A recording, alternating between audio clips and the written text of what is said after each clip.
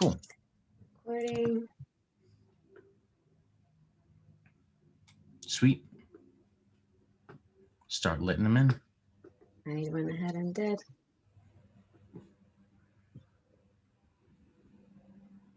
Good morning, everybody. Thank you so much for joining us today. Welcome, welcome.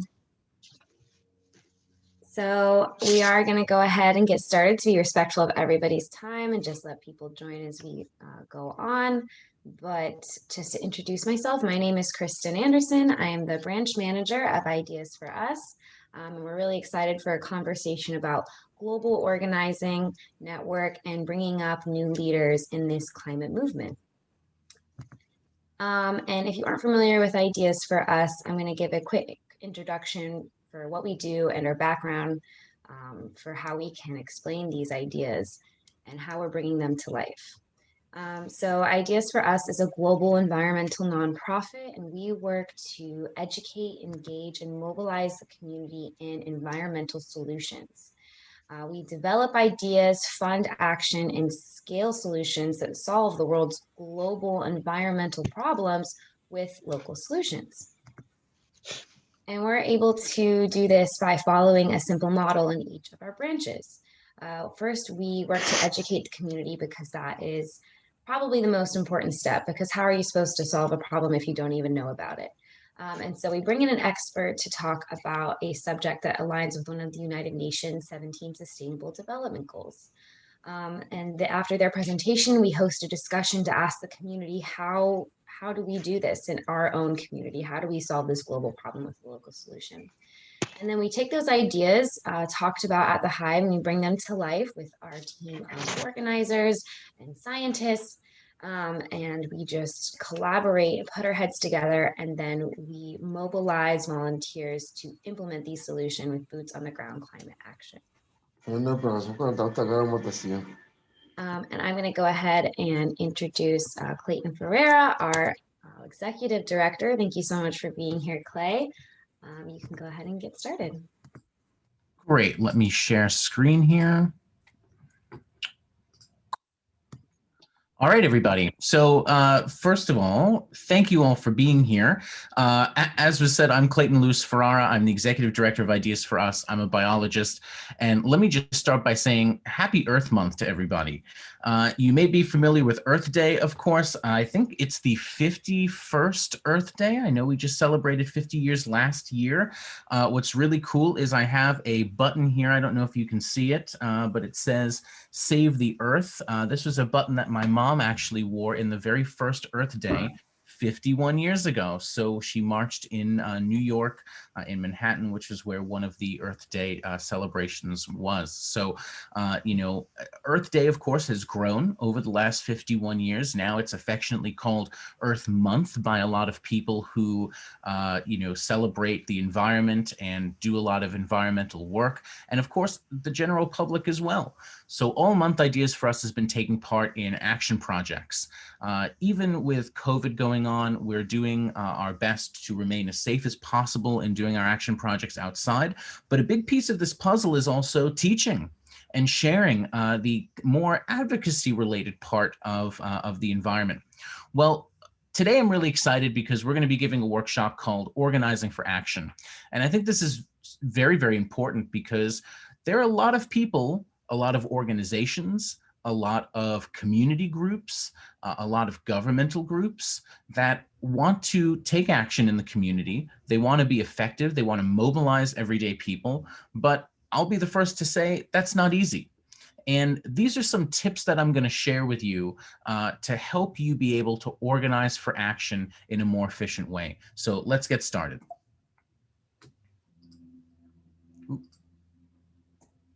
Okay.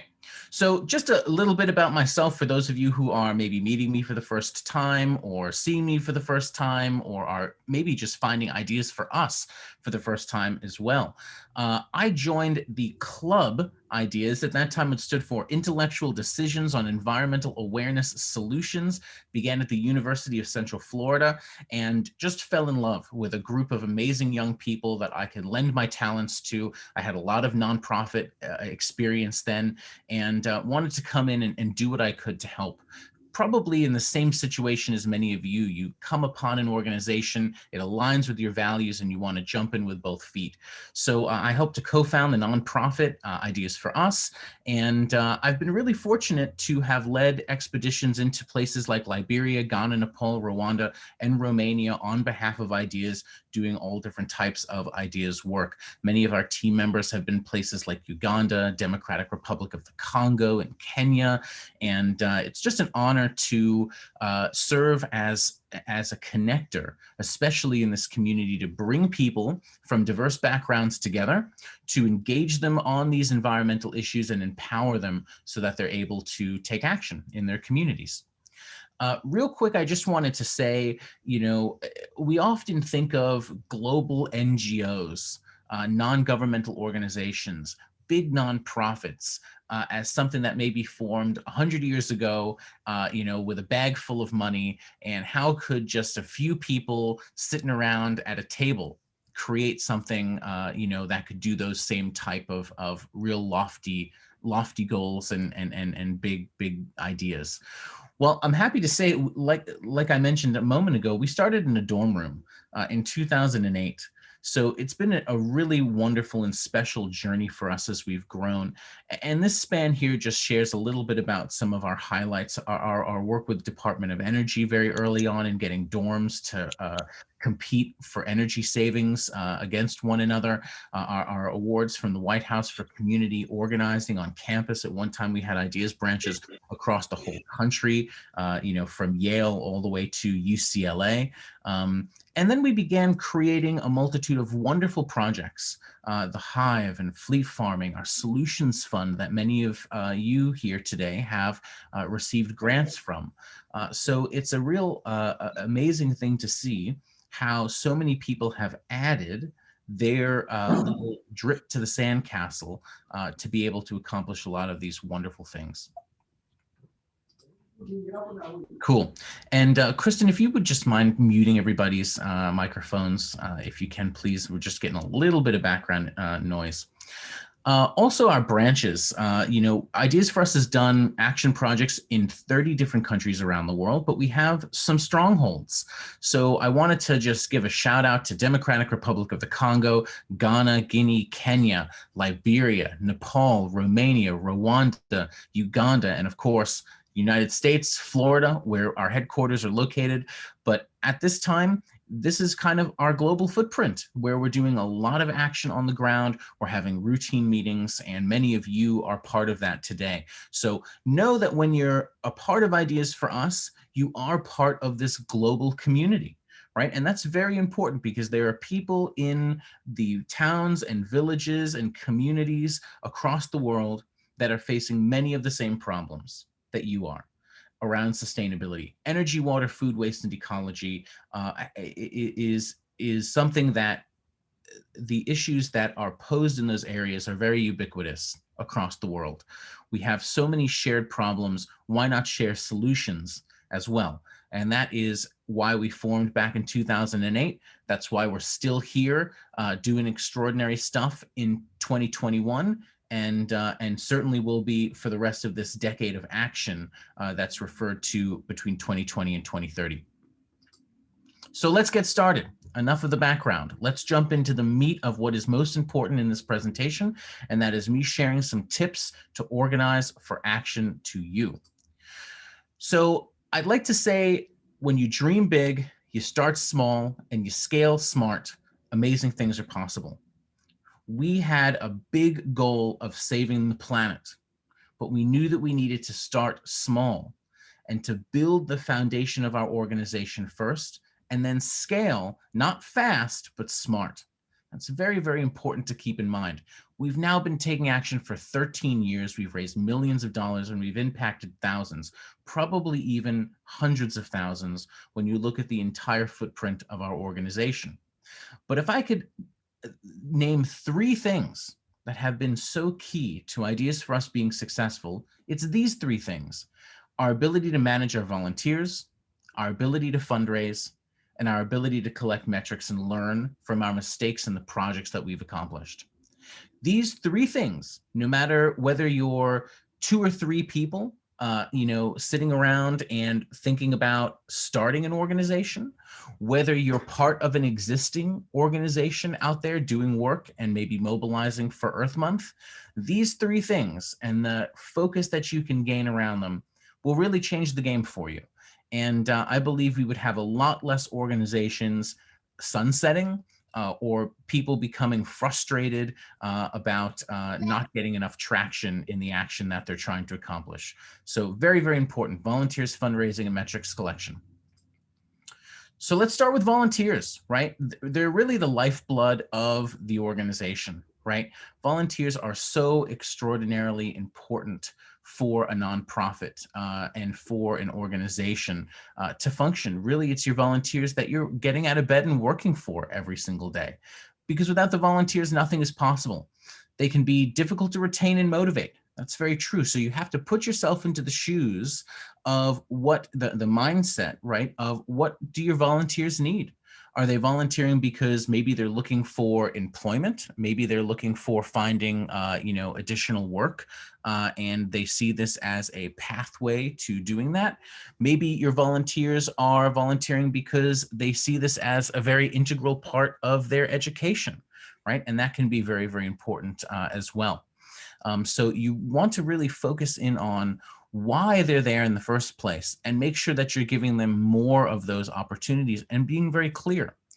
So my tips for volunteering, I've kind of distilled down into 3 words, right? Listen, look, and link. And we're going to talk about what each one of those things means. But when it comes to volunteers, if you think listen, look, and link, you're going to have much more success with that, to say the least.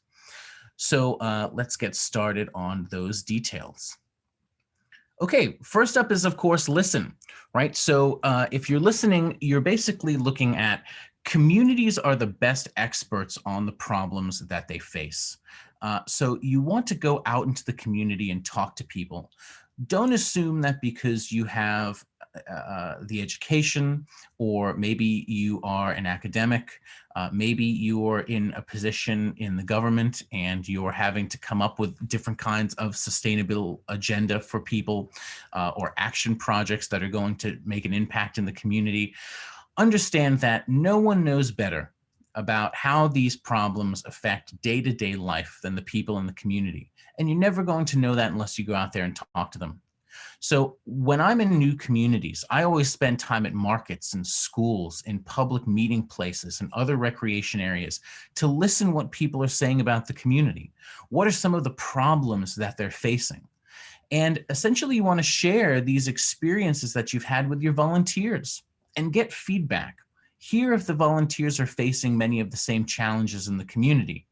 You want to view all of the volunteers and people that you're working with as potential future leaders.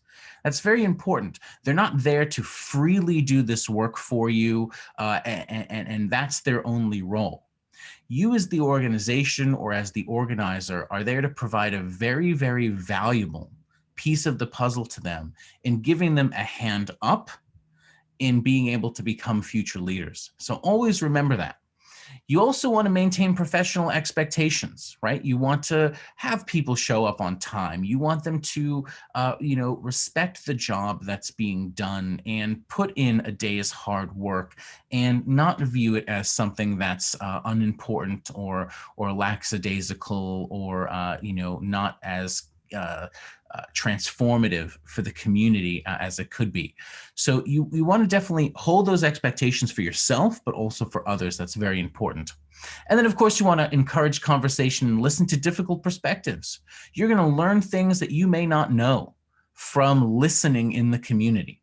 You're going to hear opposing viewpoints.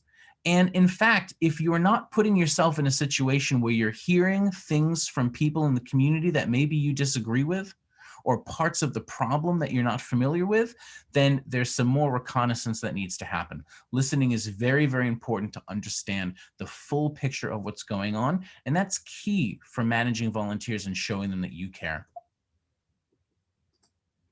Well, the next thing is look, right? Many of our communities look like this. This is a picture from Orlando, Florida, right? In the United States, we've got trash in our waterways too. And unfortunately, this is the reality for a lot of places around the world. In fact, I have been in some of the most remote places on Earth, in the Darien Gap of the rainforests of Panama, in the neotropics, and have found garbage. So there are, many, many, many problems that are out there. Pollution, of course, is one of them. But you've got to keep in mind that the problems that are visible in your community are often a great place to start. And you're going to be able to easily mobilize volunteers if you just look for those types of, we like to call it low-hanging fruit in the community. So volunteers care about the problems that they face. They want to come out and clean up their community. They want to come and do something that's going to benefit them in their neighborhood. Not to say that they're not wanting to be selfless or help strangers, because most volunteers certainly do. But you'll have a much easier time building a culture around volunteerism if you focus on the problems that they're going to face. So environmental issues and social issues are sometimes hard to see, right? That's where these conversations of listening come into place. But you want to keep notes and document problems that you see around the community, even if that's not the problem you're going to address then. Everywhere that I go, I'm keeping mental notes or notes in my phone about different things that I want to do, a retention pond that I want to do a planting at one day, a street that could really use a cleanup, an overpass or retention pond that could use some biodiversity boosting, right? Keep a mental map of these types of things in your community so you're never struggling to find action projects. That's very important too. And you always want to ask volunteers to share their perspectives of what they see in their communities that you might not. Well, of course, the last thing that I mentioned here in look, listen, and link is, of course, link, right? You want to view competition, not as competition, but as collaborators. This is the nonprofit field. This is not for-profit work. We are not battling it out for supremacy of companies. We are here to give people a hand up. And that's very important. There may be other NGOs and other organizations in your community. You may feel as though they're encroaching on the work that you're doing. No matter what, always view them as collaborators. A small organization with a big partner makes for a better team. Ideas for Us has been fortunate to work with some very large environmental organizations and NGOs that are out there all the way up to the United Nations. And we're a better organization for it. And we always make sure to help smaller organizations that now come to us and want to partner for different kinds of action projects. That's very important. Campaigns require partners. Don't try to go into this work alone. Know that just because your team has a big vision, you're going to need help. And one of the best things that you can do is work with other organizations in the community to be able to carry out all of the different action projects you're doing, especially with Earth Day coming up just a week or so away.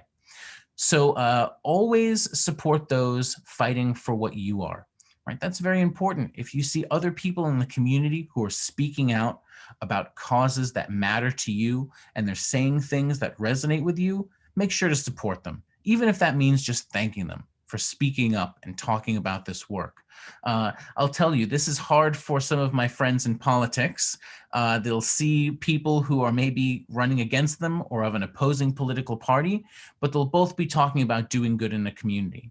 We would be much better off if opposing sides reached out to one another and supported one another in doing good in the community above all else. You want to reach out to logical partners. Don't just think who are some, fringe people that we could work with, or maybe, someone who's never taken action in the community before as your core partner, right? You want to reach out to a logical group of partners. So keep that in mind and what that means to you. And always think about who's missing at the table, right? There's a saying that I like that says, if you're not invited to lunch, bring your own chair.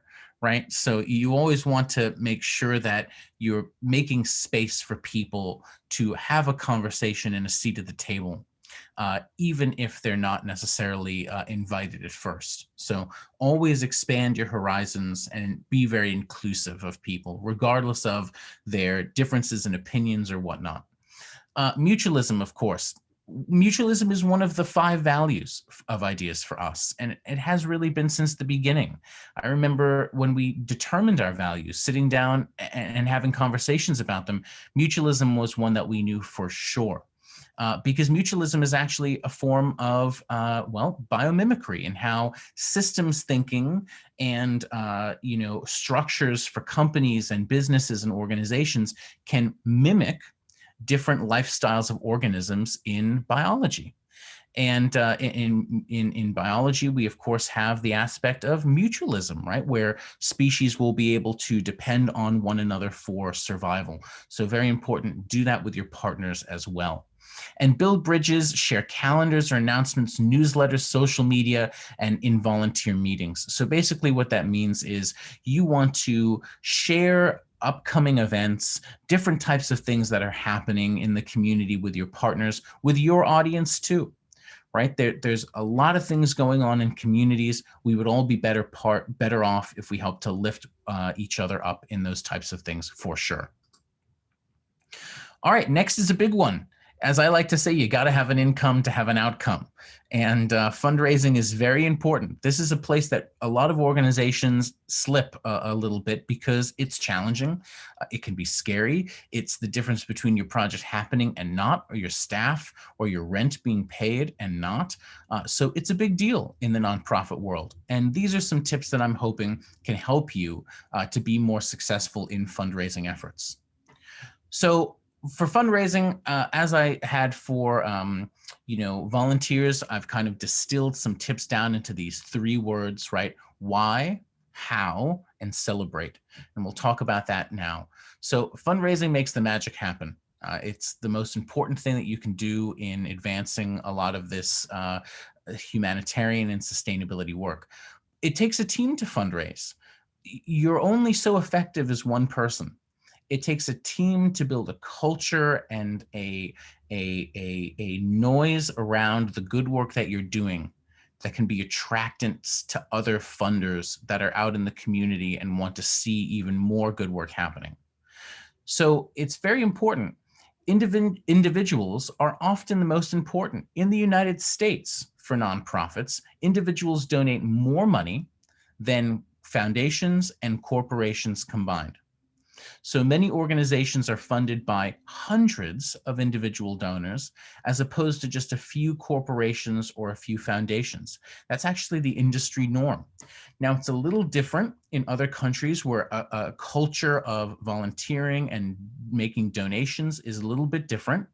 But regardless, it's important to focus on individuals because they will be there to help the organization in times when many foundations and corporations cannot.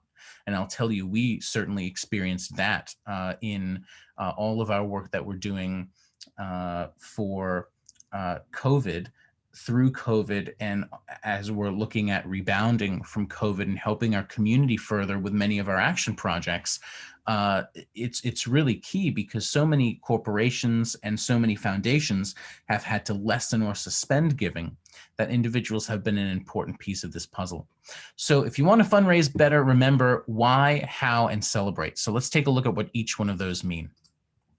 Okay, why? First of all, you need to know why you need the money. There are a lot of organizations that are out there asking for funds, and when you kind of press them as to exactly what they're going to do with it, they don't know why. So one of the most important things you can do is know exactly why you need the money.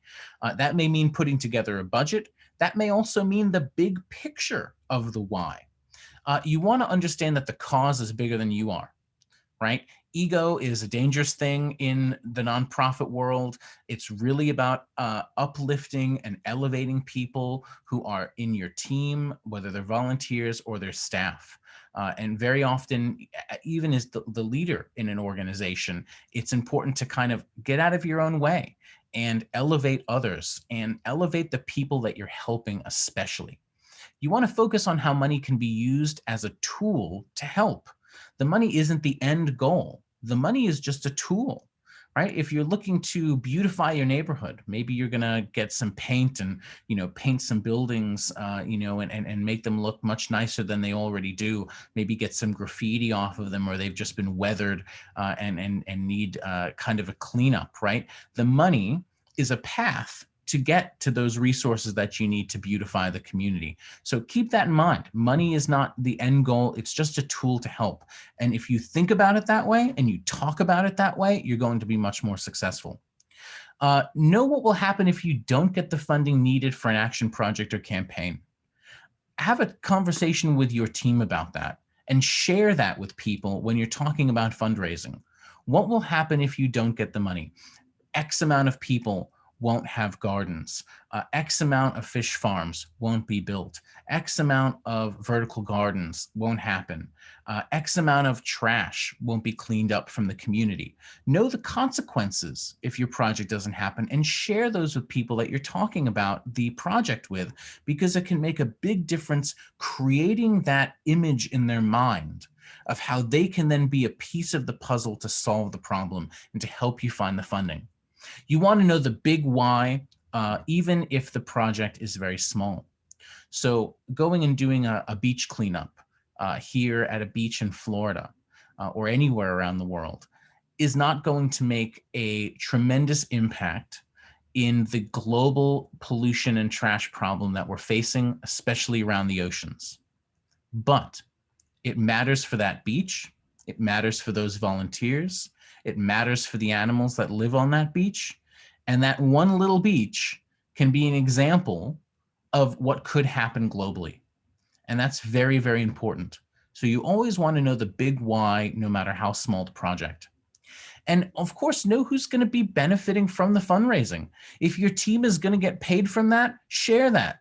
Tell people we need this money so that we can keep doing all of this amazing work that we're doing. And we have amazing team members, amazing volunteers, amazing staff, right? You want to share those different kinds of things. And of course, the people that you're directly helping, the community that maybe you're coming in, putting a farmer's market in that didn't have access to fresh produce before, or the group of non-college bound high school or secondary school seniors, right? And coming in and teaching them different types of job skills, training work, right? You want to always talk about who's benefiting from that. And understand your team deserves to be paid. I mentioned, you have to have an income to have an outcome.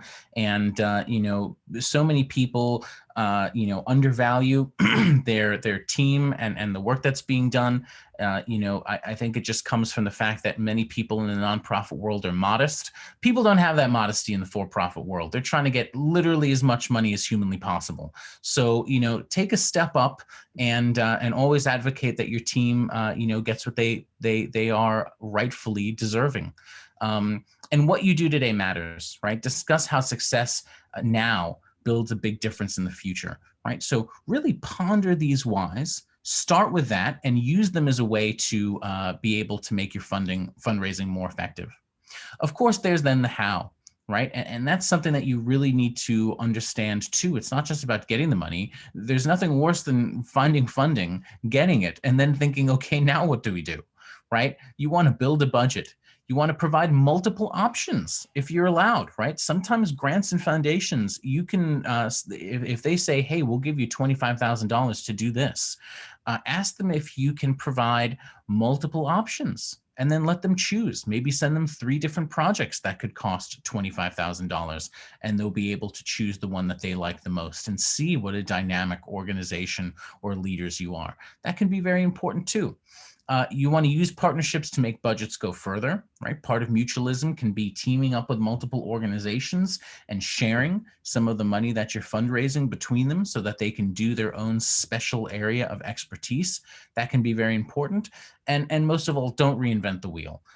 And what we mean by that, it's kind of an American saying, I think, but what we mean by that is don't overcomplicate things, right? If people have been building gardens and different types of solar installations with pumps for irrigation of agriculture or fish farms, and it works, don't use this grant as an opportunity to reinvent the whole concept in a grandiose way. Accomplish the project, make it really great, then come back and tweak it once you have these different types of results. So that's a very important piece of the puzzle too. And last but certainly not least in fundraising, celebrate. And what I mean by that is if it isn't celebrated, it didn't happen. That means for your team, that means on social media, because stories equal funding. Stories equal funding. You want to tell the story of the project. What happened in it? What was the before? What was the after, right? What are the great outcomes that came from the project that you're doing? Because anyone who was thinking about funding you or could be funding you 6 months from now, they're watching what's going on. And if you're not telling those stories, it's almost like it didn't even happen. So you want to focus on that. Stories matter. The media that you create matters. And most importantly, you want to appreciate your team. That's a very, very big part of all of this, because without the team, of course, we know none of this would happen. Well, the next part that I think is one of our big secret ingredients that's led to success is metric collecting. And I'm going to, of course, go into the different tips that you can use to be better effective at metric collecting. I want to start by saying, you know, I've been in the sustainability game long enough to where I remember when the Sustainable Development Goals didn't exist. And we created our own framework.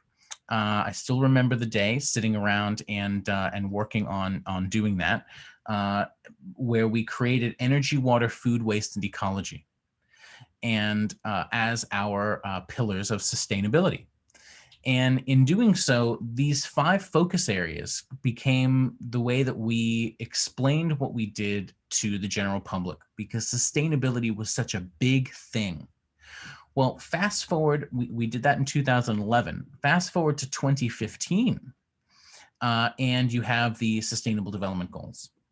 And we had been, part of the discussion on their formation as far back as 2012. And I was actually at the Rio de Janeiro Rio Plus 20 meeting in June of 2012, where the SDGs were first proposed, and got to see them, all the way through to the Paris Accord in 2015. So, of course, if you're not familiar with these 17 goals, this is what the world has decided is a great metrics framework for talking about and engaging with sustainability. So this is very, very important for people to understand and familiarize yourself with. Now is not quite the time to go too in depth on these types of things, but you can see in these 17 things, it's not just solar panels and planting trees.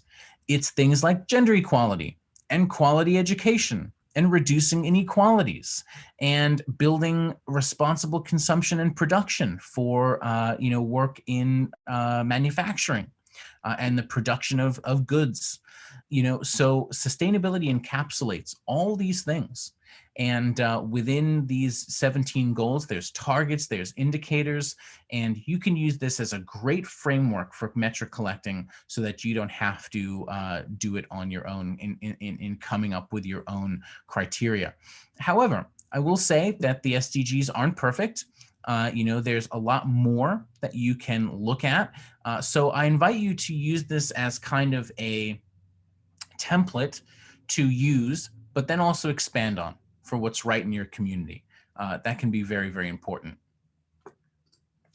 And what's cool too is the way that the SDGs hook into one another, right? You've got the economy and the different types of SDGs that associate with that. Then you've got society, right? And the various SDGs that associate with that and the human condition. And then of course, surrounding the society and the economy is the biosphere.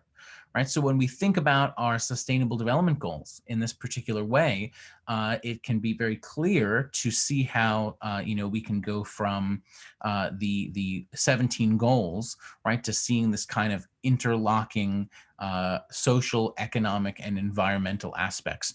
And after all, that's what makes up sustainability, right? Is social, environmental, and economic, for sure. And what's neat then is you can come up with really cool types of visualizations. You can create graphics around the data. You can see exactly how many SDGs your individual projects wind up touching. And that can be very valuable All right, you can see that in this case, something like this Ugandan women's piggery that we funded addressed a multitude of sustainable development goals. And therefore, our funders or our branches or different types of foundations that may want to support ideas for us can say, what are some of your most successful projects? And we can give them the answer that's based in data. And that can be very, very important to ensuring that we are a good choice for putting funding behind and resources behind, because we know what works and what doesn't. So let's take a look at how you can think about metrics, right? So I've distilled this down into plan, analyze, and adjust, right? So metrics are the difference between good organizations and great organizations. There are a lot of good organizations out there that do not collect a lot of metrics, but there are no great organizations out there that do not collect metrics. So it is very, very important to keep that in mind. You cannot manage what you don't measure. So as you grow and strive in the work that you're doing, building a culture of metric collection, I don't care if this is for your organization or even in your own life, gathering metrics and data is very, very important for you to manage better outcomes. Remember, metrics show facts, nothing more. They're not an opinion, it's just data. So when you're gathering metrics, it's always going to be quantifiable data, yes or no. Numbers, these types of things make for the best metrics, because then you just have your data, your facts, and then you can determine whether or not that is valuable for the future projects that you're doing. How can you learn from that? So if you plan, analyze, and adjust, you are going to be much better off. So let's look at plan. Do not improvise. When you go out to collect metrics, do not pull out a blank piece of paper when all of the volunteers start showing up and deciding then what you need to record or capture. It does not work. Take it from experience. So do not improvise. You want to make templates of important information. After you've done a few projects and you know you're going to need volunteer sign-in sheets that collect, data of who your volunteers are, or how much trash you're picking up, or what the items are that you're picking up, or, what the different plan is going to be for building something in the community, right? Build some templates and make it easier on yourself. That can be very, very important. Then you can use them again and again, because consistency matters in metrics. Also consider what's important and what's not. Not all data is valuable. It's important to collect the data, but it may not actually be valuable for you. It may not matter the quantity of people that show up for an event, but more so how many of them choose to get involved after the event. In fact, both of those numbers would be very important, but you want to sit down with your team and talk about what's important and what's not, and of course, focus on what's important.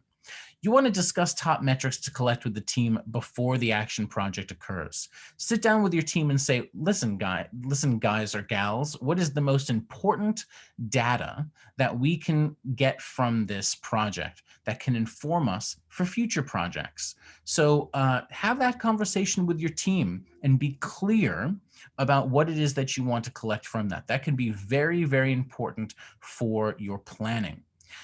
Of course, what metrics matter to the people and the environment you're helping, right? Think big picture, right? Back to that why.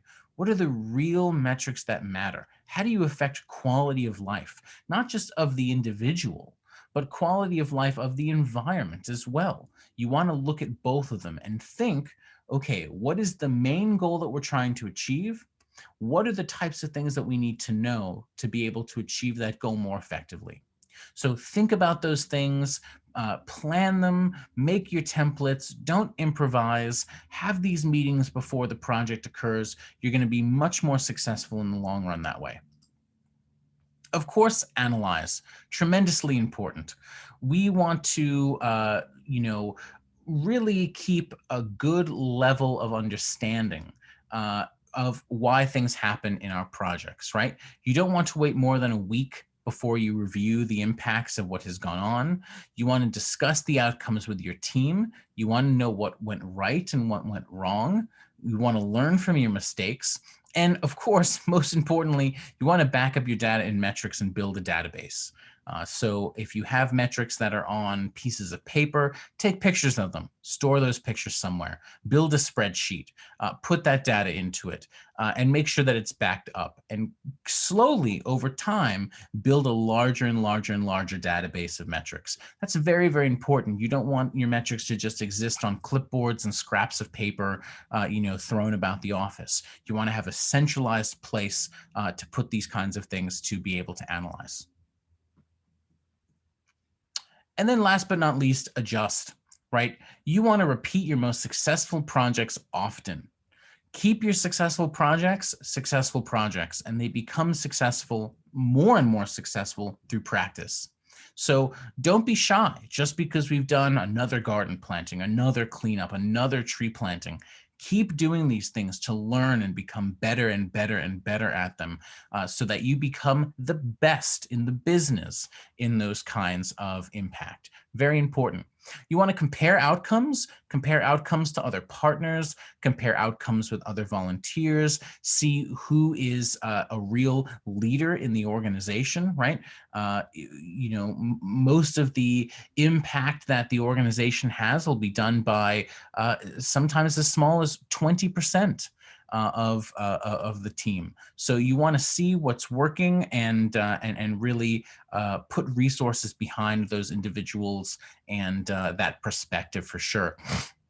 Of course, sharing data is so important, right? There are a lot of places around the world where you can go and you can share data and talk about these kinds of things. Certainly Ideas for Us is one. We have Facebook groups and Instagram, and we invite everyone who is listening or will be viewing this particular presentation in the future to share different kinds of perspectives and outcomes and all of these things through our social media channels, and of course with us directly.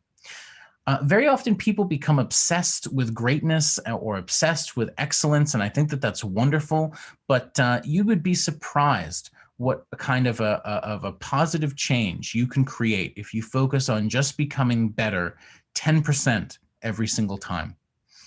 Over time, it has a tremendous payoff, as you can imagine.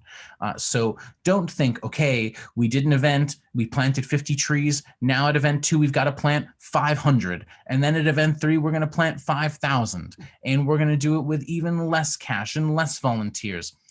Don't let yourself get caught up in those types of thinking. Slowly, incrementally improve, and you will become a truly great organizer and great organization. Of course, use science as a guide. I don't just say this because I'm a scientist. I also say this because it works.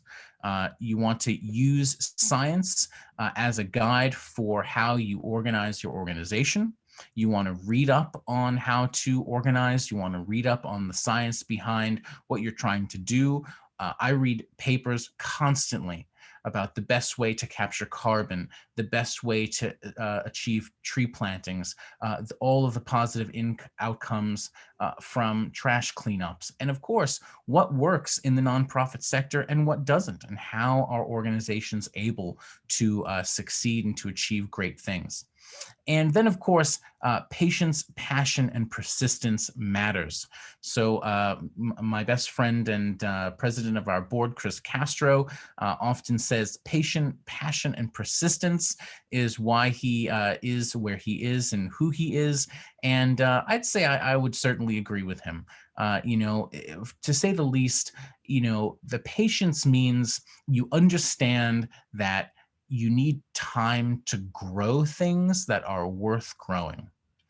Whether it's a giant tree or an elephant or a human baby, all of these things take time in order to grow, and organizations are no different.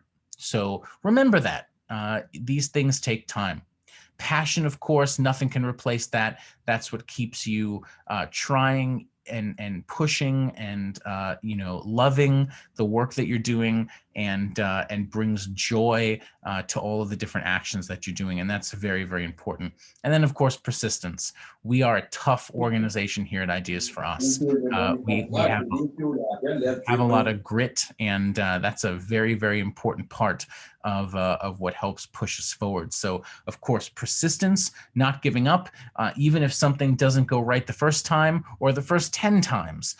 Don't let that get you down, and continue to push forward. Very, very important. So I'm going to turn it over to, part 2 here. I'm going to turn it back over to Kristen. She's going to go through some examples of everything that I just mentioned to you all. And then we're going to take questions and turn this over to you and have a discussion before we close out this wonderful Organizing for Action pre-Earth Day educational event. We hope that you enjoyed that and are going to use a lot of the things that I shared to make your Earth Day action projects even better. So thank you so much. I'm going to turn it back over to Kristen. Awesome. Thank you so much. That was really incredible to hear about all of the wisdom that you've collected over the years from doing this work and implementing and making it really happen. And so that's incredible. We really appreciate your time today. And thank you everybody who came out again. Please put your questions in the chat, or you can unmute yourself when we do have a time for questions and discussion. We also want to have an open dialogue about the work that we're doing right now. And I am going to talk a little bit about how we actually brought this to life with a couple of examples of our international work. These pictures that you see here are all of our domestic projects that we have implemented. And every month we do a different pillar, like Clay said. And so every month we have an opportunity for a new type of eco action project. And it often takes the form of the needs in our community, which is, water quality. So we do shoreline restoration projects. We have a big waste problem. So we do waste audits to kind of identify the amount of waste that we are producing as individuals. And of course, localizing food through our urban agriculture program. And so really finding the needs in your community and working with a team to satisfy that need is what we're all about. And so we've been able to do that because of the amazing organizers internationally that we have. Without even making a branch, we've been able to mobilize people all over the world. This is our map. Obviously, there's a lot of places still untouched, but we're not done yet. And so this is basically just a geographic representation of our impact of just projects. But we've been able to implement an ongoing model of educating, engaging, and mobilizing in these branches, except for Tampa. I don't have that one up here. And so in these communities, we have worked with some of the most incredible leaders that I have ever met to implement solutions in their communities. And so I'm just going to talk about a couple different examples for the different types of projects that we've been able to do. And hopefully it'll spark some ideas for you all to organize your own communities with. So organizing local solutions is as easy as just finding a need. And a lot of eco action projects are free. You just have to, say, hey, everybody, we need to come together as a community to solve this problem. And people want to get involved. They will come out if you just make the opportunity. Even if it's just you and a few other people, like you'll still clean up the community and make a difference. And so I was the UCF branch manager, so all of Ideas for Us, and so all of our eco action projects had to be free. So cleanups and different stuff like that was usually what we did, but it was some of our most fun events ever when we didn't have funding. And so this is an example from our Liberia branch. They got people together and they cleaned up their community. They took invasive species out and they fixed a road. And then they did a tree planting. It was a pretty low budget event and it had really high impact. A lot of people came out. We have some great photos of the community really coming together to make their space restored. And also, doing education is some of the most important steps when doing these solutions and climate action. It's usually pretty simple to have an event. All you need to do is find someone to speak and then find somebody to listen. This can take a lot of different forms, but usually if it's for a great cause, people will give their time to speak to people and educate each other, because really we're all here for the same reasons. And so people want to have the opportunity to educate and uplift other leaders. And so here are a few examples of some really high impact that our team has been able to make through education alone. And our Rwanda branch did a COVID education presentation in a way at a market during the heat of the coronavirus. And that is our Nepal branch working to educate women on reproductive health and also provide them materials to do so. And so education is always one of the best events to host. It can be online in this platform, which is amazing, or it can be in person. And there's always a need for eco action, and there's always resources available. You just have to work to find them. So, like Clay was saying, fundraising can be a challenge, but it is very doable because there is so much out there. And so, working with other organizations to come together and apply for grants and just uplifting one another. No one owns this work when it comes to philanthropy and creating a better space on the planet for everybody. Nobody owns that, and so people want to work together. So working with other organizations is so important. I think that is the biggest key to doing climate action and any sort of humanitarian work as well, is just working with other organizations, learning from each other, uplifting one another, and creating a better space with everybody. We have tree plantings globally. Our DRC team made an amazing community garden. So this was from even small micro grants from different organizations globally, and they donated to make this happen. And so I wanted to give a special highlight to discuss how to turn these eco action projects into long-term climate solutions. So there is a process where you educate, engage, and mobilize, like I was saying, and those 3 steps can also be taken a step further to implement a very long-term climate solution. So I want to turn it over to our Uganda team to just speak on this for a minute and talk about how why they do this and the success that they have found. So, Sinemakosa or Mazarika, you can unmute and kind of share your wisdom.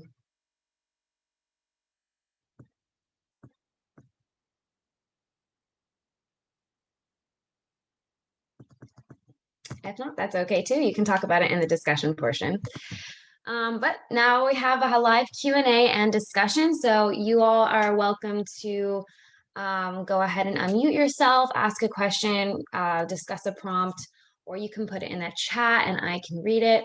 For those of you asking if these slides are available, we are putting this recording up on our YouTube channel. So if you like us and follow us on Facebook, you will see this online in the next couple of days. This slideshow specifically, I'm going to put my email in the chat, and if you like it, I can send it over. This content's very important, but at the end of the day, it's just we are using our information to help you all so that you can replicate this work, because it is really incredible to bring communities together to see this happen. So anybody who has questions, feel free to, like I said, unmute, put it in the chat. I can go ahead and start us off for some questions. So first one, I kind of want to just talk about general volunteerism and working with the community. So my question for Clay or any other leaders that we have on this platform, how do you combat apathy in the community when these problems can be so big and overbearing at times? How do you encourage people to act as an individual and act as a community?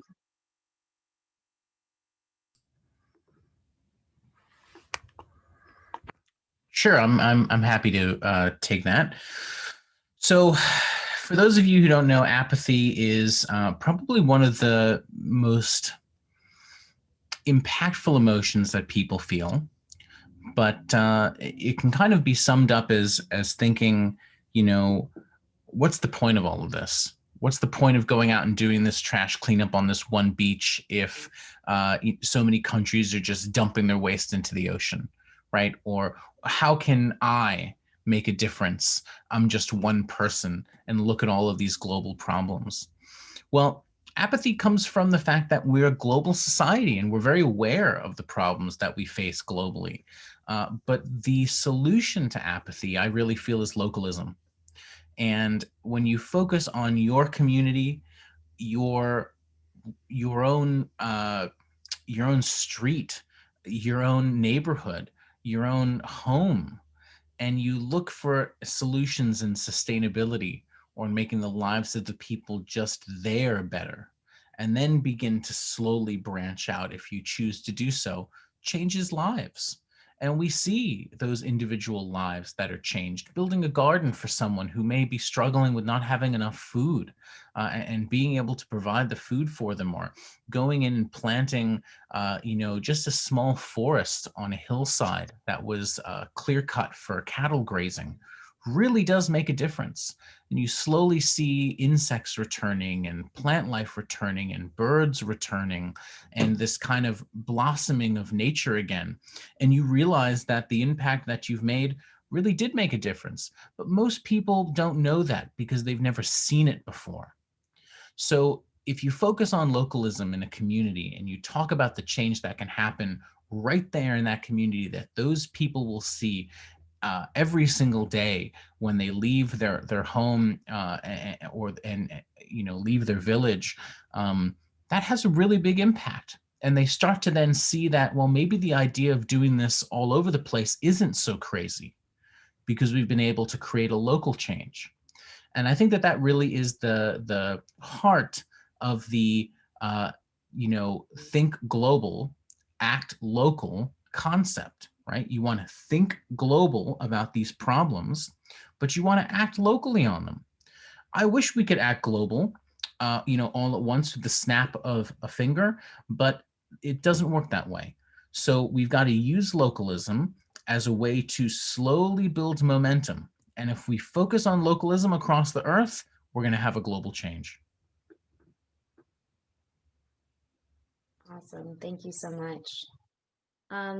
Does anybody have any questions regarding that or anything else? You can go ahead and unmute. Don't be shy. We have a question in the comments from our Kenya branch manager, Aria. How do you handle multiple project opportunities and potentially having to decline some project opportunities because already having too much? That's a really good question. Kristen, I think you'd be best to answer that. Go for it. All right. Honestly, I usually don't decline opportunities ever. I just push them off. I'm saying right now is not a good time, but in the future, we would love to do this just because having too much is definitely a struggle and you don't want to feel overwhelmed because at the end of the day, if you get burnt out, then you're not doing that work anymore. And it's worth it to just invest in yourself and give yourself that space that you need. But as far as opportunities go, you have to be smart on how to manage your time. What has the most impact? You can allocate your energy towards that. But also, you have a lot of time to do this work. And so I usually just suggest we can definitely do this together. It might have to be 6 months from now, but I try and make it myself available for everyone. So I hope that answers your question, and any other organizers on the call can also unmute and give their insight. Hello, colleagues. Hello. Yeah, it's nice meeting you all. Yeah, I have some experience to share from Clayton's view. Please do. When we started ideas in the local community where I am, where we implemented the water project in Kibrara in Kasese district. Yeah, we used to meet like small groups of people and discuss, then come up with the most pressing challenges that we are facing us. But as I talk now, when the environment around, when the people around learned that we are a small group, we're a big, small group that encourages people to sit down and then discuss local solutions, other neighboring communities have borrowed a leaf from us, and now they have formed micro projects within themselves, whereby they contribute some little money to gather them around to donate themselves small projects. And this is due to ideas, innovations. So I think when you do good in the community, the community around will always follow, will always learn and emulate what you're doing. So in fact, indeed, the ideas for us has taught people something here, because people are able to multiply and form small groups, which is awesome. And this is the way to go. Yeah, I beg to leave to end from here.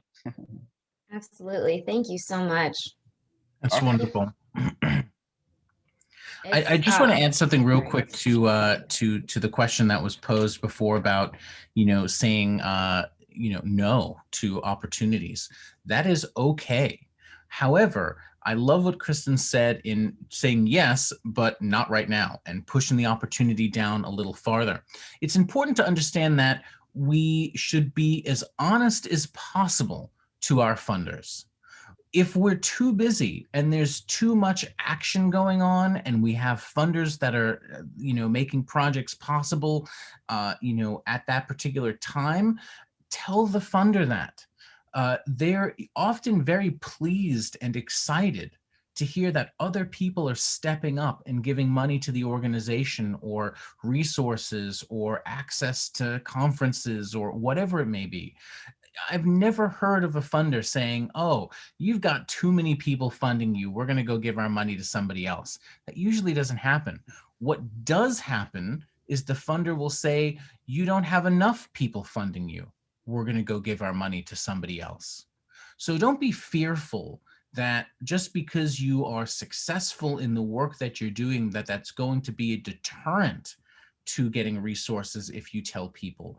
That's important. Foundations are just like anybody else. They want to work with winners, and they want to work with people that are doing great work and having an impact.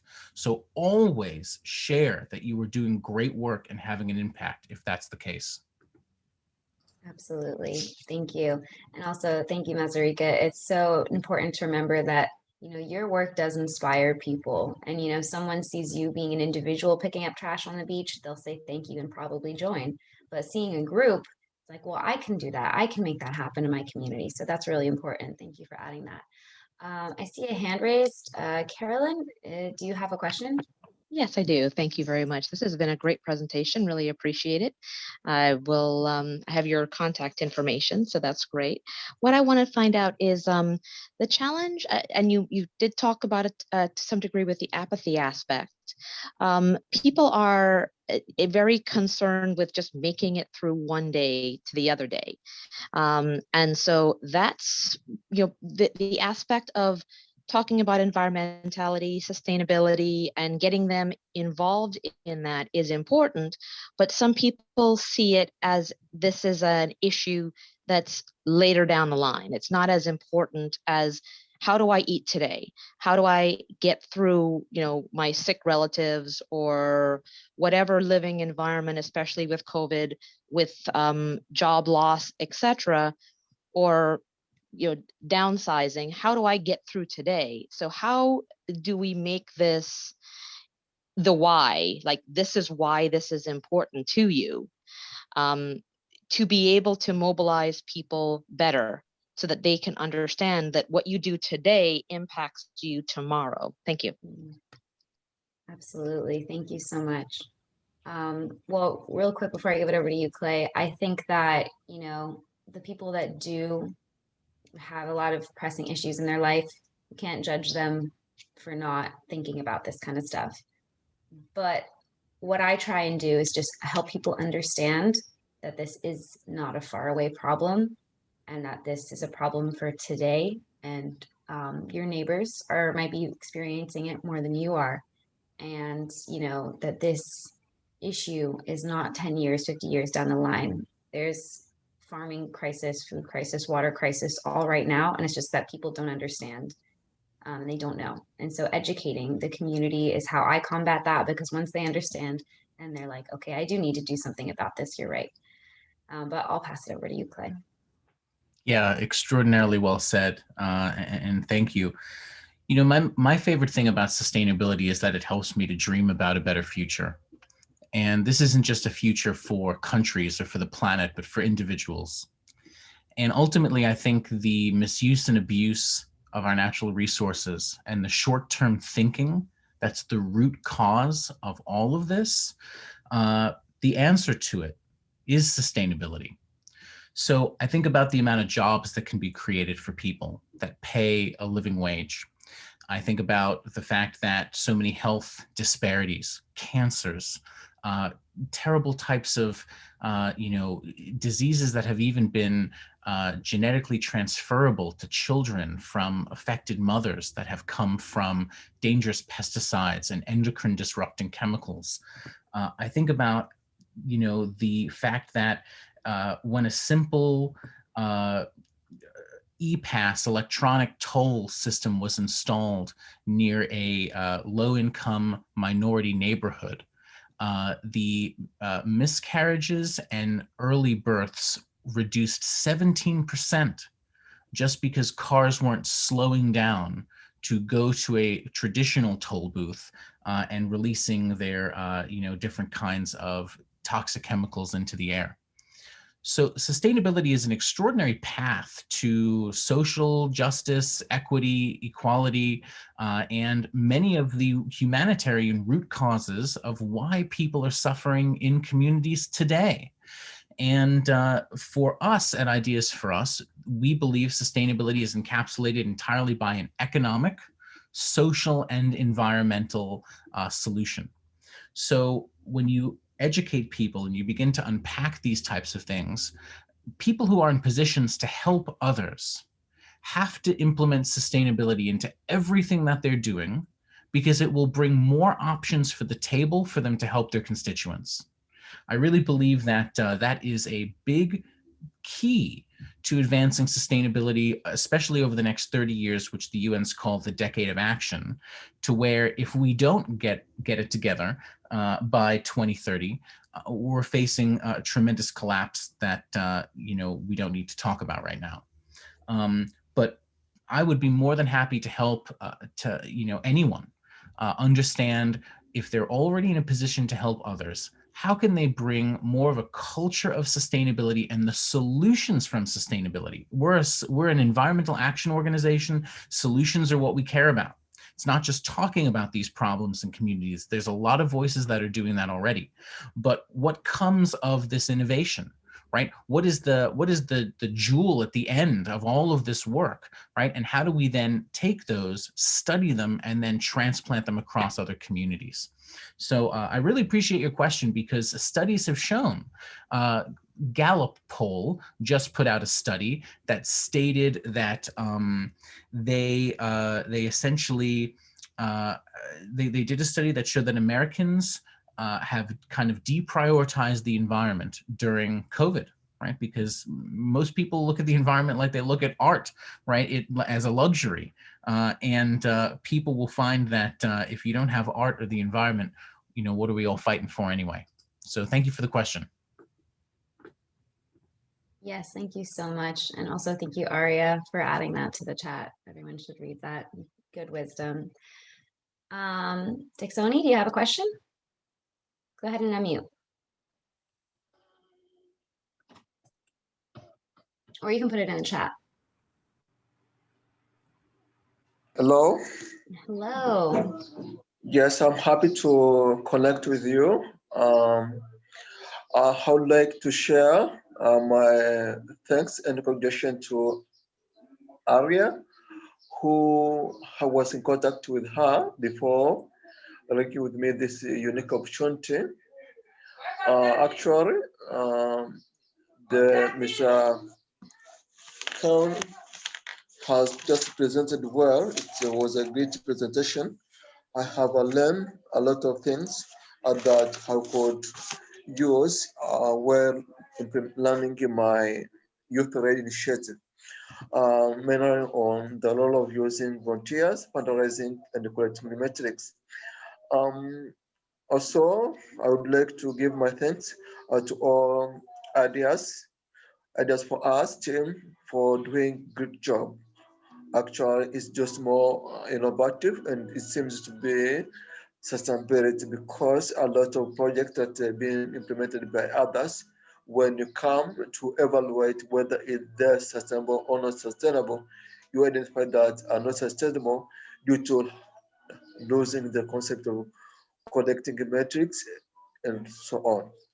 So that was my sharing. Also, uh, in Tanzania, of course, I come from in Tanzania. We don't have, we don't have, but you don't have branch in Tanzania.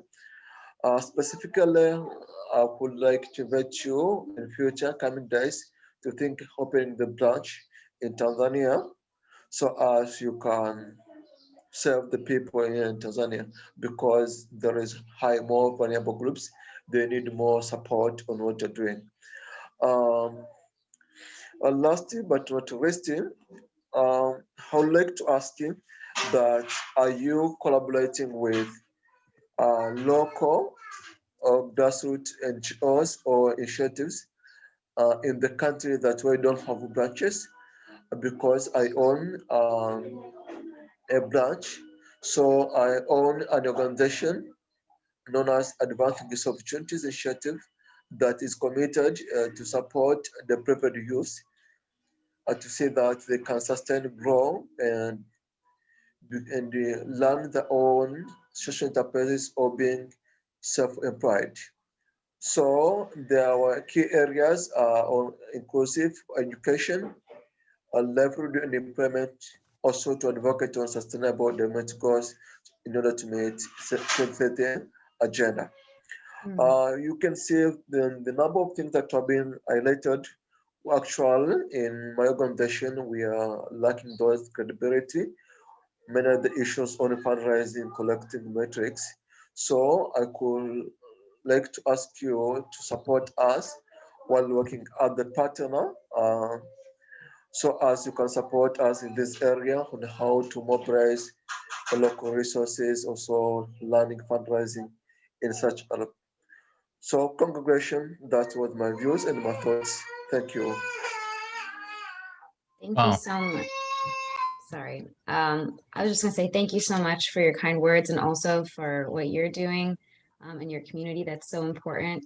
And you know, our goal long term is to expand this model everywhere. And as of right now, you know, we want to invest in the places that we are so that we're making sure that our impact is sustainable and that we don't just start projects and then leave them there. And so it's a long-term investment, and slowly we are growing and we are finding investors. But as of now, we are so happy and honored to support everyone with this information and the ability to know how to organize. And so that's what we can offer at this time. But I'll pass it over to you, Clay. Yeah, I was just going to say, Emmanuel, thank you so much for, sharing that. I'm really happy that you are involved with organizations in countries that we might not have a presence. After all, Ideas for Us has grown entirely by people coming to us just like you, and wanting to learn and talk and make connections with people that right, in new places and help us grow. We've never kind of sat down at the map and said, we're going to build a branch here and pointed at the map. It's all been everyday people reaching out to us. So from now until the end of time, anyone who's watching this, please reach out to us. We want to know about you and we can connect you to resources, to help in your own growth, and I'm happy to serve as a mentor and help as much as I can. But we're very careful about growing smart and not just growing fast. So that's a very important part. We've really learned as an organization that what matters is the quality of the work that we're doing, and then we rely on our partners to handle the quantity part. So after all, being a network of networks is very important. So thanks again for that. We really appreciate it. Yes. Thank you for for discussion on local. Absolutely, and we'll be in touch.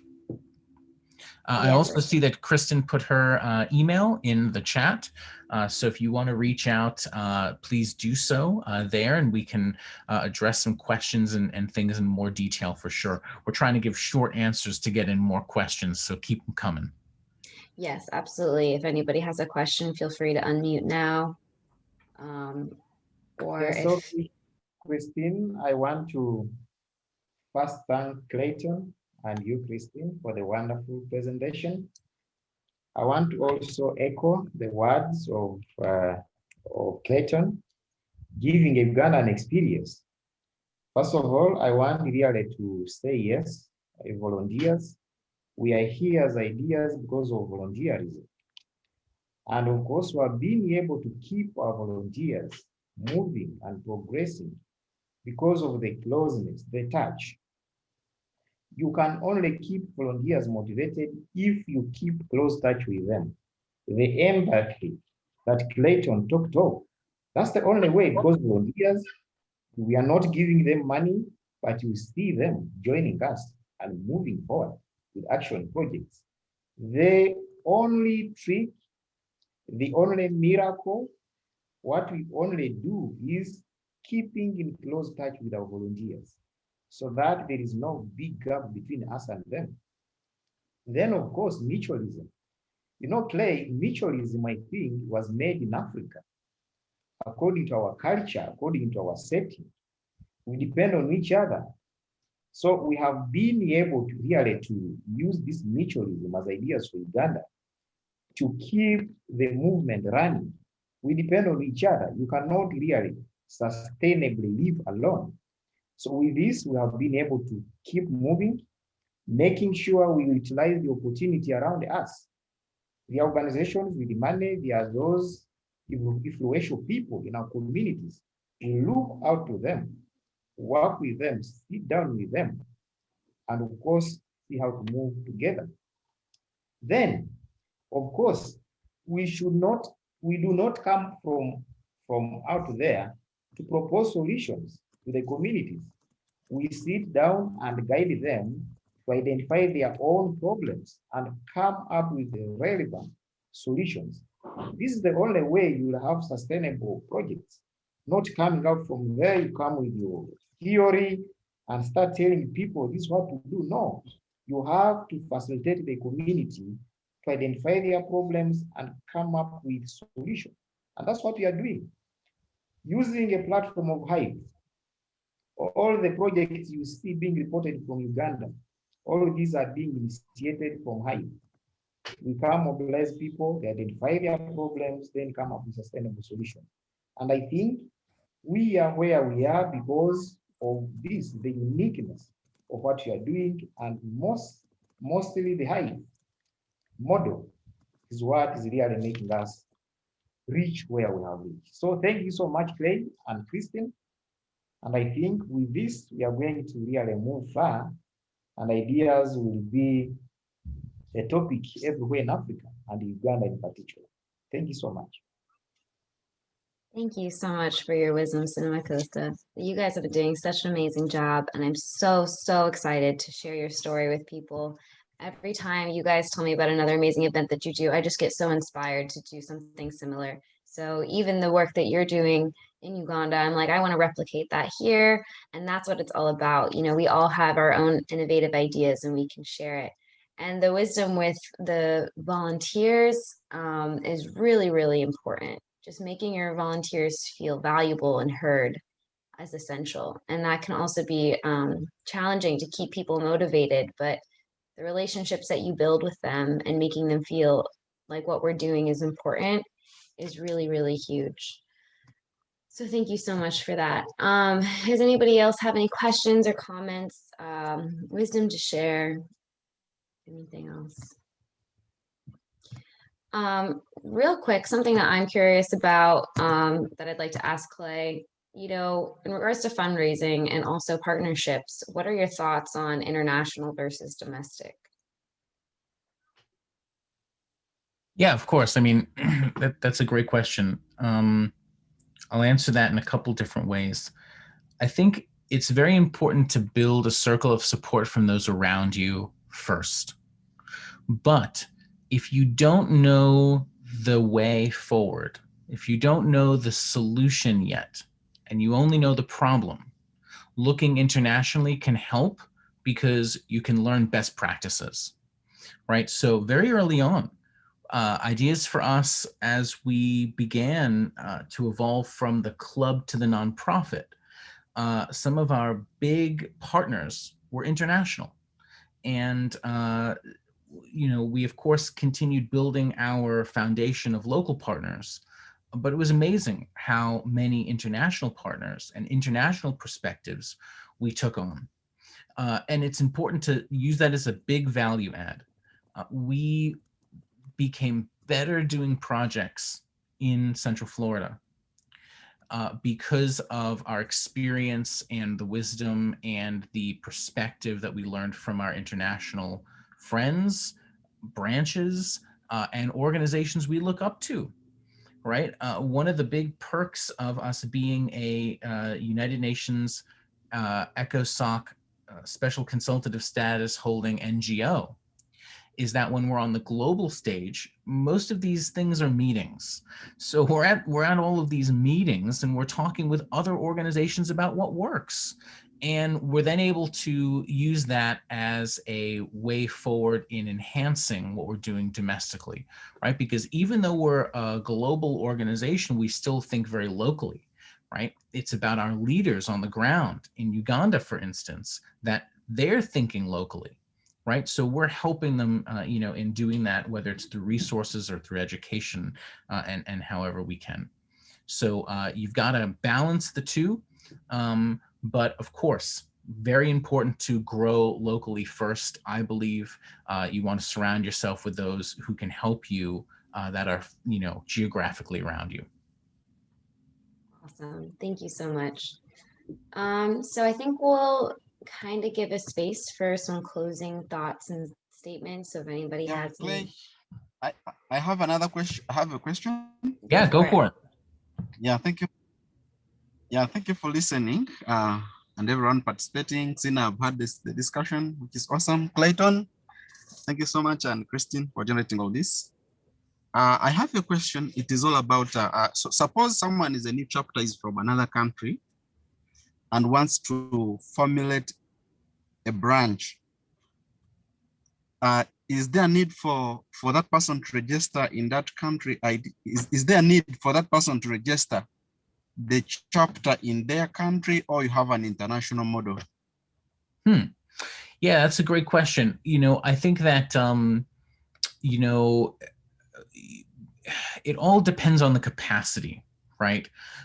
If you start an organization, or you're part of an organization that's doing great work locally, and you want to have an impact, in another country, you have to look at, do you have the capacity to manage and to provide enough resources, right? After all, we've done work in 30 different countries, but we only have a third of that as actual branches, right? It's because we don't have the capacity to, manage branches in all of those different countries. It would be great if we did. We need to clone Kristen, in order to handle the workload. But it would be wonderful if we had the capacity for that. But we unfortunately don't. So because of that, we have to limit, right, our growth. I think the same thing goes for any organization. I firmly believe that if an organization has something special to share, the way that they do things, their secret sauce, as we like to say here in the United States, if they have that special touch, then they can take their organization on the road and expand it for sure. But again, grow with mutualism, right? You want to use networks of partners and helping enhance other organizations that are already there.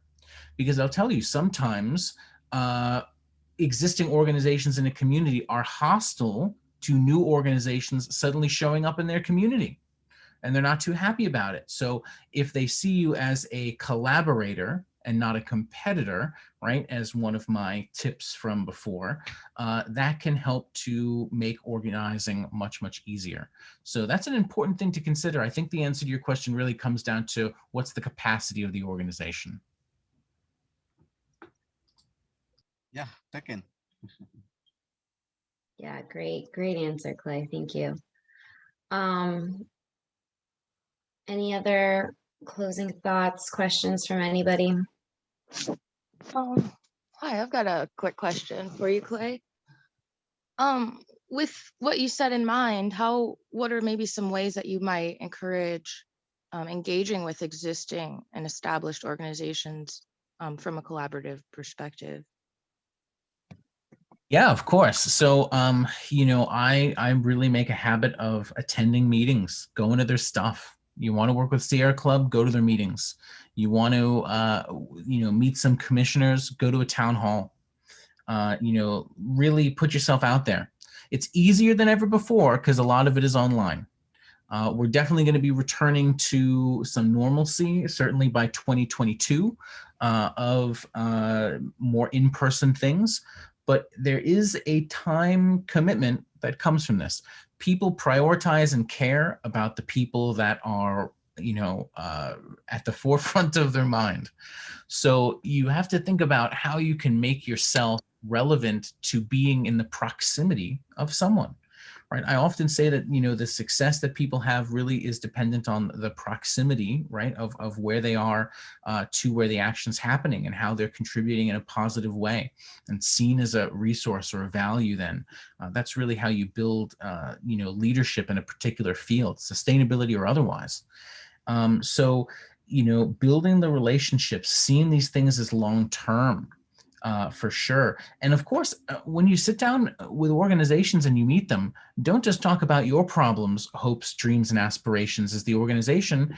Definitely listen to theirs. If anything, start with that, right? When I sit down with a new partner, I often sit down to them and say, what is so-and-so company dreaming about, right? What are you all excited about? What are some of your big lofty goals? And then once they share those types of things, I say, well, what are some of the things, that are obstacles? How can I maybe help for you to get past those things? So that can be very helpful in building the relationships and, of course, immediately being seen as that collaborator. Awesome.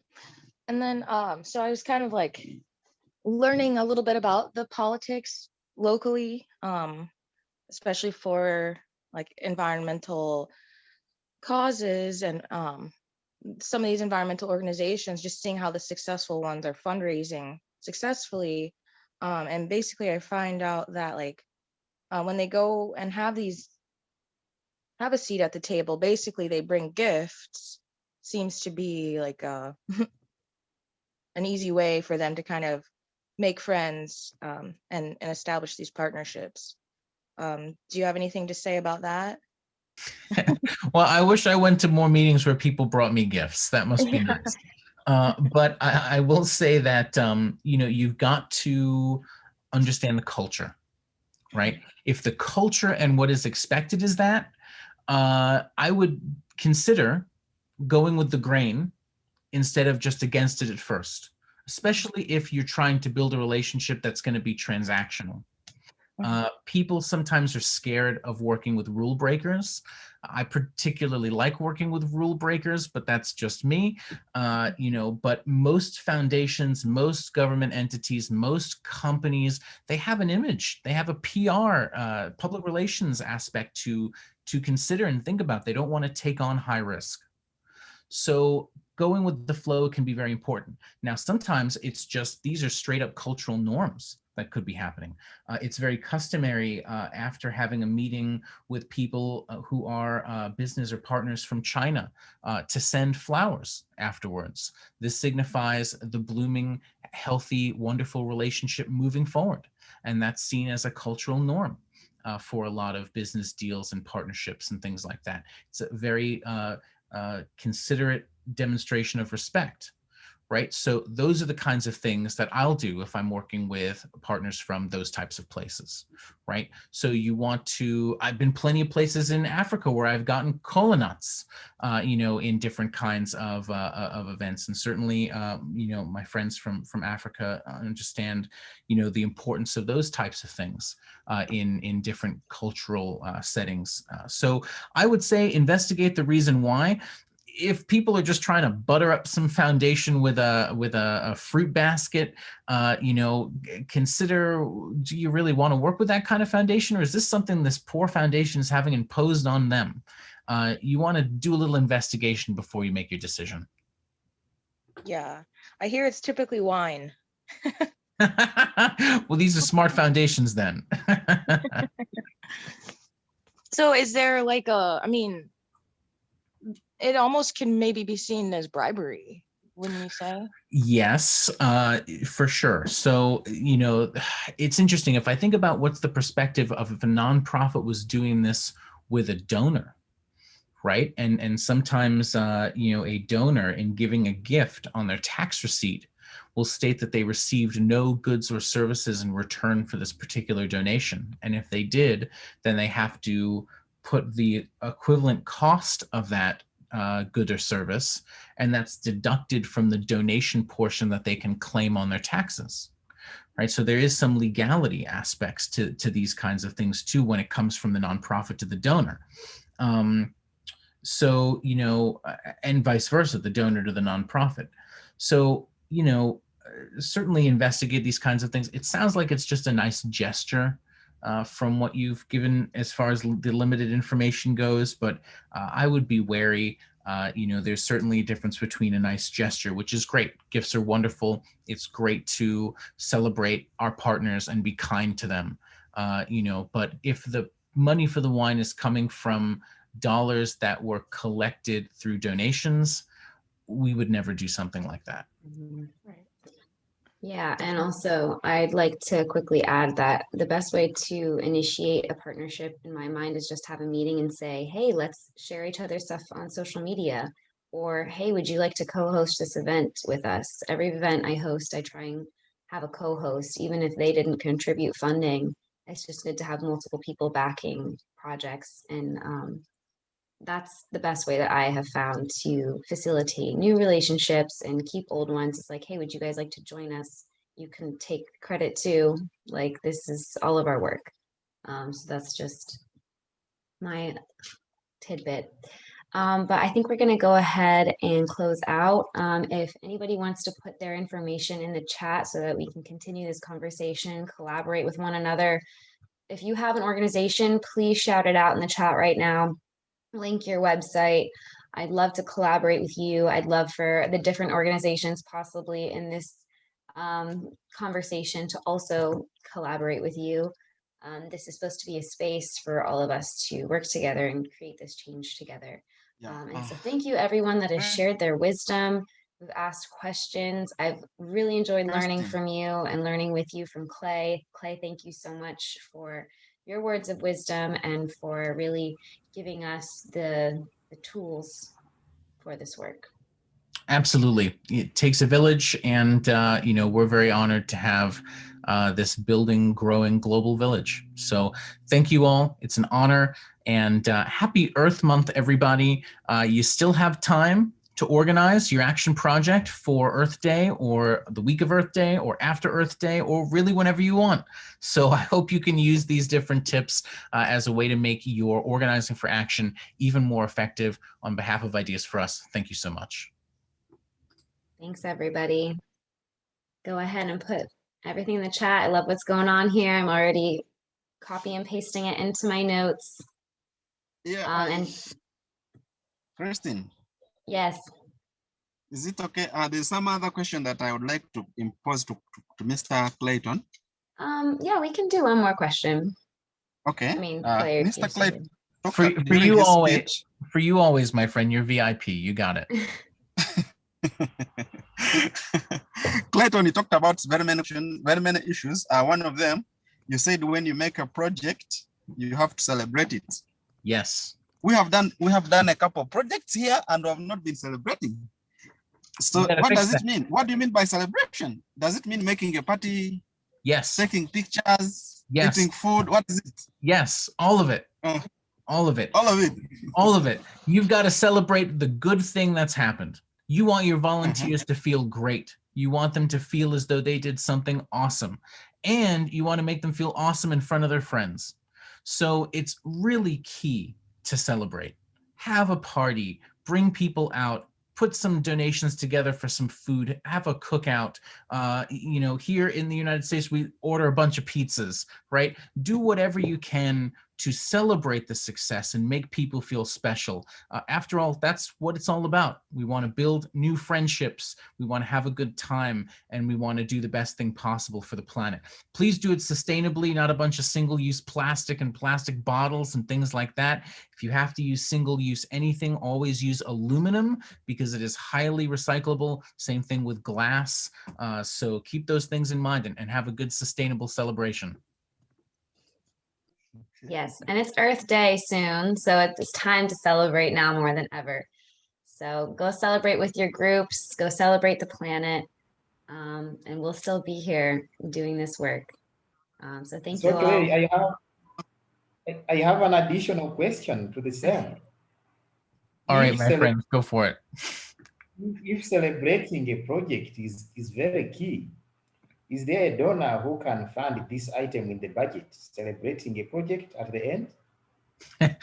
Yes, it could be. It could be. I would think, you know, having a recap, sometimes you can use a little bit of fancy language for these kinds of things, right? And you call it maybe a recap gathering or a volunteer appreciation. Volunteer appreciation day, right? Whatever it may be. You don't necessarily have to say, hey, we're going to throw a party, right? But any good donor should understand that this is an important part of keeping the action going. And that is something I really believe in. And when you guys get ready to have a party, you shoot me a message on Facebook. We'll talk. Me too. Oh, Cinema Classa. We have done a couple of projects and we have not been celebrating. So it's high time, my friend. Yeah, we must really plan for this celebration. There is quite a number of projects we have to celebrate. Yeah. Awesome. All right, everyone. Well, thank you very much. Again, happy Earth Day, everyone. We appreciate you being here. And thank you to our viewers in the future who will be watching this up on YouTube. You all have a wonderful rest of your day. Thanks, everybody. Thank you so much.